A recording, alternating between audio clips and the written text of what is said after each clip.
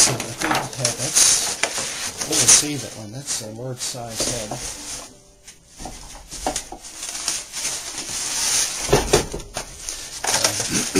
I've been cutting two different sizes out of this material. I bought a large roll of it. This is 20 inch by 20 inch, and this will do a pot from 12 inches up to about 16 inches in diameter. The smaller size is about 15 inches by 15 inches. And those dimensions are because the roll that I bought, the bulk roll, is 60 inches in width. So this 15 by 15 head should be just fine for this banjo. So get it centered.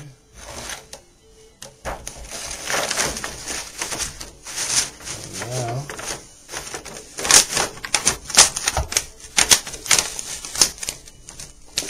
pushing the tension heat back down on. I've got the toner in there. I'm just pushing the tension heat down. Let's heat it. Look pretty good.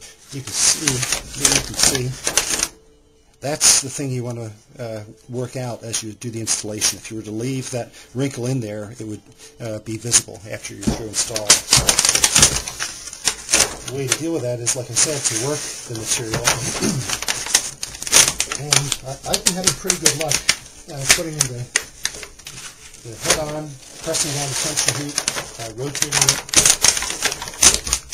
squeezing the head back down again, and doing that about a dozen or so times. And you can see it's the head material is already starting to conform a little bit to the shape that it's going to have when it's in place. But this process really helps to loosen the material up.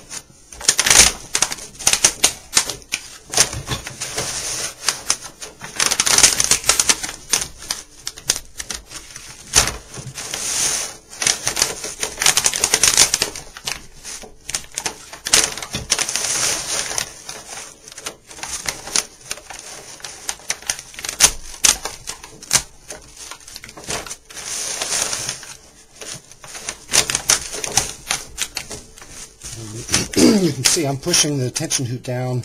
It's probably not important how far down you push it, but push it down pretty good until the top of the tension hoop is at least as far down as the top of the tone ring or the top of the pot. That way you're working all this material, loosening it up.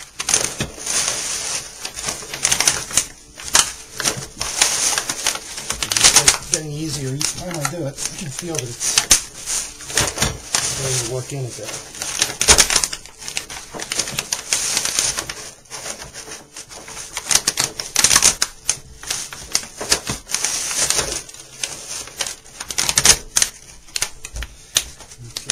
Going on pretty easy. My hands are dirty, and I can see that I'm getting the skin a little bit dirty. This stuff, you can wash this off with anything. Solvents won't hurt it, so I'm not going to worry about getting it dirty right now. My hands are a little bit dirty, and I think we're about ready to go.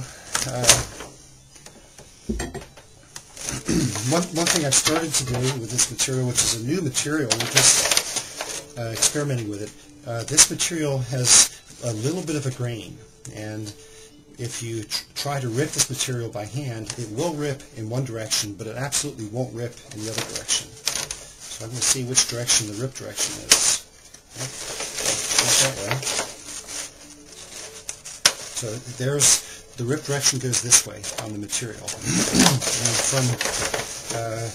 from talking over some people who have tried this material out, there doesn't seem to be an apparent issue with stretching. But it seems to make sense.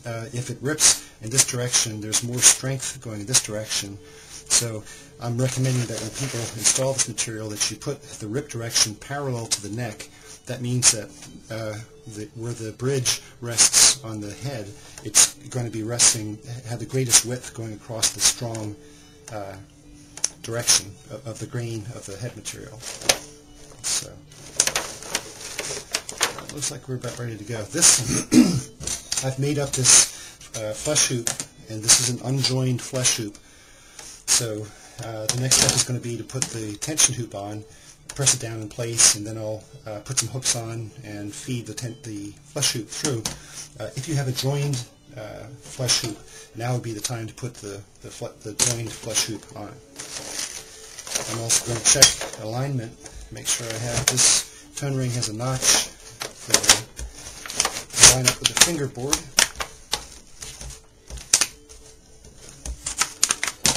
And that looks pretty well aligned. And I'm going to need 4 hooks and 4 nuts. So this hardware is just in great shape. And I'm going to start by putting the 4 hooks on the